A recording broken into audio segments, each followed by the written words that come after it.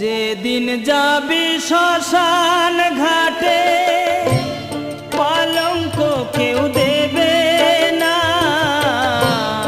হিসাবের ফল শূন্য হবে, কিছুই যে তোর থাকবে না।